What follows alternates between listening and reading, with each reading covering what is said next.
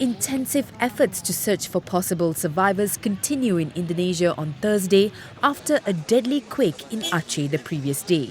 The magnitude 6.5 earthquake struck on early hours of Wednesday and killed at least 102 people, according to the National Disaster Management Agency. PD Jaya Regency, located on the east coast of Aceh province in northern Indonesia, was the worst hit area. Search teams formed by the military and police forces were seen looking for possible survivors on top of the rubble of what used to be a local market.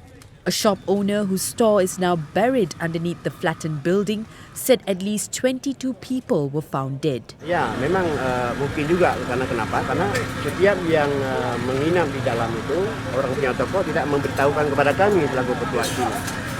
Sehingga tidak di luar pengetahuan. Tapi menurut pengetahuan kami yang sudah kami cek satu persatu, itulah orangnya semua 23 orang yang meninggal.